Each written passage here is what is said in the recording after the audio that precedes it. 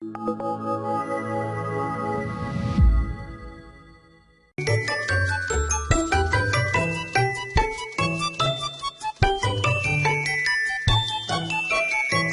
활동 гэдэг өнөөдрийнхөө сэдвийн 2 дахь хэсгээр бүгдээрээ хамтдаа аасо, оосо, ёосо, хээсо гэсэн эдгээр нөхцлүүдийг хамтдаа үзэх болно. Энэ нөхцөлийн маань утга нь болохоор шалтгаан заасан байгаа учраас гэсэн утгатай байна. Учраас. Тэгэхээр аасо, оосо, ёосо, хээсо гэдэг дөрвөн хэлбэр байна. Дөрвөлээ. А, у үсэг тухайн үгийн маань даагийн өмнөх үеийн дээр а у үсэг байх юм бол аасо гэдэг нь холбогдож байгаа бол харин бусад хэсгүүд дээр оосо харин игээр и үсгээр тухайн үгийн юм даагийн өмнөх үеийн игээр төгссөн байх юм бол ёосо хэлбэрийг залгадаг байгаа. Мэдээж хэрэг хадаа маань дөрвийн бус буюу ганцаараа хээсо болж хувирдаг шүү дээ. За бүгдээ хамтдаа гол хэсгүүдийг харцгаая. Бүгдээ аасо хэлбэрийг бүгдээ харъя. А болон у даагийн өмнөх үеинд а болон у үсэг байгаа тохиолдолд аасо хэлбэрийг залгаж байгаа. За тэгэхээр нугта хайлах гэсэн утгатай үг байна. Нугта гэдэг даа үсэг нь байхгүй болж байгаа шүү дээ. Нугта гэдгийн даа байхгүй болж байгаа учраас ганцхан үе үлдэж байна. Энэ үе дотор маань ямар хэсэг байгааг анзаараарай. У үсэг байгааз у үсэг байгаа учраас энийг аасо гэдгийг холбож байгаа. Тэгэхээр нуг аасо гэж хайлах учраас гэсэн утгаар орчуулагдж байна. Түүний дараачих када гэдэг үг байгаа. Кадагийн мэдээж хэрэг даа маань бас адилхан алга болно шүү дээ. Тэгэхээр кадагийн араас аасо гэдэг нь холбогдоод каасо буюу нэг а үсгийг нэг утгаараа бичээд касо явах учраас. За удаа гэдэг нөхцөл байгаа. Удаагийн араас мэдээж хэрэг даа байхгүй болоод уу байгаа юм чи удаагийнаас аасо гэдэг мань ороод васо гэж хуурж байгаа. Васо ирэх учраас. Тэгээ альда мэдэх гэсэн утгатай үг байгаа. Альда гэдэг үгийн даа маань байхгүй болж байна. Тэгээ түүний араас аасо гэдэг мань ороод ирж байгаа. Тэгэхээр араасо мэдээд гэсэн утга санааг илэрхийлж байна. Мэдээд мэдэх учраас. Тэгэхээр энэ маань болохоор а у ихшгийн тохиолдлыг бид өнгөсөө авч үзлээ. Түүний дараачих бүгдээ и үсгийн араас хэрхэн орж ирд юм бэ гэдгийг хамтаа харцгаая. И. Тэгэхээр кидарита гэдэг үг байгаа. Кидарита гэдэг үг байна. Кидаритыг нь даа мэдэж байхгүй болно шүү дээ. Яагаад гэвэл үүлэг болон тэмдэг үг маань бүгдээрээ даагаа төгсөж байгаа ба ямар нэгэн байдлаар нөхцөл араас нь холбогдсон хөөрөх гэж байгаа бол бүгдээрээ даа байхгүй болдог байгаа. Тэгэхээр энэ дээр хэд үе үлдэж байна? 1 2 3. Тэгэхээр 3 дахь үеийн дээр 3 дахь үеийн и үсгээ төгссөн байх юм бол ёосо гэдэг холбоо байгаа. Тэгэхээр энийг холбоод үзүүлсэн байгаа байдал нь кидариосо хүлээх учраас кидариосо хүлээгээд гэсэн санааг илэрхийлнэ. Эпида өмсүүлэх гэсэн утгатай байгаа. Эпида мэдээж даа маань байхгүй болж байна. Тэгэхээр эпи нэмэх нь ёосо гэдэг нэг байна. Эпиосо өмсүүлэх учраас гэсэн санааг илэрхийлж байна. Сагвида гэдэг үгийн хувьд болохоор үерх гэсэн утгатай үг байгаа. Дагаалаарэ сагвида.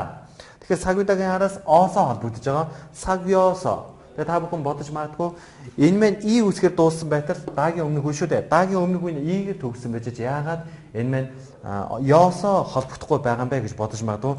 Энэ маань болохоор у болон и гэсэн хосог шиг байгаа учраас энэний араас оосо буюу энэ хосог шиг маань бусад гэдэг хэлбэрлэгөө багтчихдаг байна. За үргэлжлүүлээ бүгд харъя. Могда идэх гэсэн үг байгаа. Идэх гэдэг үгийн даа байхгүй болж шүү дээ. Тэгэхээр могдагийн могоосо эзэн учраас идээд гэсэн санааг илэрхийлж байгаа. Игта унших гэсэн үг юм байна. Даа байхгүй боллоо. И гэдэг игта. И үсгээд төгсөөгөө байгаа учраас энэ маань оосогийн хэлбэрт орчдөг байгаа. Илгоосо уншсан учраас уншаад гэсэн санааг илэрхийлж байна. Тэгэхээр хамгийн сүүлийн хэлбэр буюу бүгдээрээ хадагийн тохиолдлыг хамтдаа харцгаая. Хада. Тэгэхээр күмбү хада гэсэн үг байгаа. Дагалаарэ күмбү хада хичээл их гэсэн үг шүү дээ. Тэгэхээр күмбү хадагийн хувьд дөрмийн бус учраас шууд күмбү хэсо гэсэн утга илэрхийлж байна. Күмбү хэсо хичээл хийгээд хичээл хийсэн учраас ёхын хада аяллаар явах. Ёхын хэсо аяллаар явсан учраас яваад гэсэн санааг илэрхийлж байна. Тэгэхээр нэг сануулгах зүйл байна. Юу гэхээр бэгийн дүрм гэж байдаг.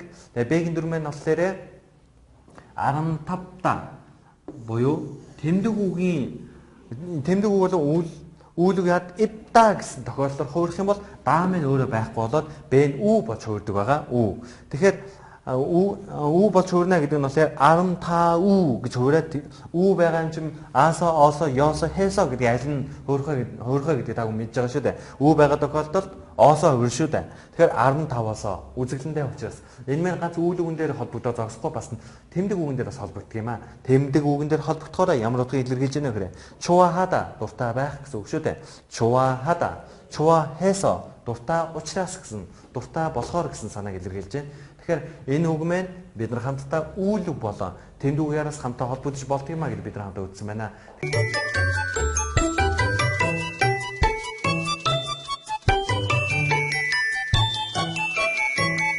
Манай түүн Монгол хүний сэтгэлгээнд нийцүүлэн Солонгос хэлний бүх шатны ном сургачдыг боловсруулан гаргаж, мэргэжлийн түвшинд Солонгос хэлний анхан шатнаас эхлээд Солонгос хэлний түвшин тогтоох шалгалтын дээд шат хүртэл бүх сургалтуудыг Монгол болон Солонгос багштайгаар байнга эсрэг даван сургалт явуулж байна. Манай түүний багш нар магистр болон түүнээс дээш зэрэгтэй ба Монгол түүний онцлогт нийцүүлэн хичээлийг сонирхолтойгоор явуулдаг. Би нарийн гарц хэл шинжилгээ хүрээлэнд Солонгос хэлний анхан шатны сургалтанд суудаг. Солонгос Монгол багштай найрсаг 5 дахь ном болон дагалдах CD бус хэрэгслүүд нь ойлгоход маш хүнтэй. 6 сарын дотор одоо топгийн 4-р төсөнд тэнцвүүлж ясан тийм хичээлийн мах цагаараа нэмэлтээр ирж хичээлэх боломжийг олгодог байгаа. Хилээ сенсор сэтгэлэг хамтдаг гэсэн байна. Солонгос хэлнийхээ мэдлийг дээшлүүлэхийн тулд нарийн гарц хэл шинжилгээний хүрээлэнг зорж ирсэндээ баяртай байна. Багш нартай аль баярлалаа. Солонгос хэлийг зөв суурьтай суралцахыг хүсвэл манай сургалтын төвд хүрэлцээр суралцаарай. Та бүхэн Солонгос хэлийг чанартай зөв суурьтай сурмаар байвал нарийн гарц Солонгос хэлний мэргэжлийн сургалтын төвд хүрэлцээрэй. Та сурч чадвал бид зааж чадна гэсэн уриалгаар манайх үйл ажиллагаа байнга явуулж байна.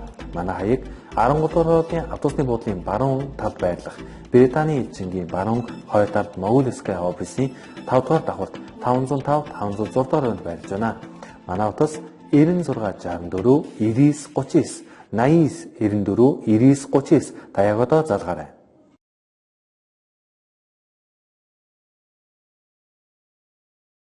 Өнөөдрийн үзэх эхний нөхцөл маань исү отта буюу монгол хэлний жижиг чадах, жижиг чадахгүй гэсэн санааг илэрхийлдэг байгаа. Чадахгүй гэдэг санааг за өгүүлбэр дунд яаж үгний араас яаж холбоотой байдаг бүгд хамтаа харцгаая. Када явах гэсэн үг шүү дээ. Кадагийн мэн да байхгүй боллоо. Тэгэхээр ка гэд 1 2 гэд хоёр дахь хэсэг нь ишиг байгаа учраас бид нар үг жиглэх шаардлага байхгүй байгаа. Тэгэхээр 갈수 있다 явж чадна гэсэн санааг илэрхийлж байна. 갈수 있다. Тэгвэл 갈수 없다 гэдгийг мань хэрэг оруулах юм бол 갈수 없다. 갈수 없다 гэхээр энэ маань явж чадахгүй гэсэн санааг илэрхийлнэ. Тэгвэл гэгдэлцээ төгсөж байгаа үйл үг буюу могда байгаа. Могдагийн даа байхгүй болгоод эмийн 3 үсэг бүрдэж байна шүү дээ. М о г гэдэг мог г үсэг буюу гэгдэлцээ төгссөн байгаа учраас бид нар үг жирлэх байгаа. За тэгэхээр бүгд харъя. 먹을 수 있다. идэж чадах. 먹을 수 있다. тэгвэл 있다 мен 없다гаар үргэлжлэх юм бол 먹을 수 없다 гэх юм бол идэж чадахгүй гэсэн гол утга санааг илэрхийлдэг. Тэгвэл энэ үг маань өгүүлбэр донд яаж ашиглагдсан бэ гэдэг бүгд хамтаа харцгаая. За нэгдүгээр харилцаар харъя. 운전은 할 수 있어요? 저러 барьж чадах уу? 아니요. 운전 면허증이 없어서 운전을 할 수 없어요. үгүй жолооны өмнүүлэх байхгүй учраас жолоо барьж чадахгүй гэсэн байна. За тэгвэл 학생증이 있으면 입장료를 할인받을 수 있어요. 그러니까 학생증을 가져가세요. 어린이 өнүүлэг байх юм бол орох тасалбар дээр хямдрал авч чаднаа. Тийм учраас оюутны өмнөлөхөө аваад яваарай гэд. Бидний үзэж байгаа нөхцөл байна энэ вэ шүү дээ. Тэр падта гэдэг үйл үндэс маань падта даа байхгүй пад авах гэм үү? 받을 수 있어요. авч чадна гэсэн үг гарч ирж байна. Харин энэ өнөслөрөө 운전은 할 수 있어요. 운전하다, жолоо барих. Тэгээд жолоо барьж чадна гэж гарч ирж байна. За тэгвэл 3 дахь өгүүлбэр дээр 4월부터는 날씨가 따뜻해서 스키를 탈 수 없어요.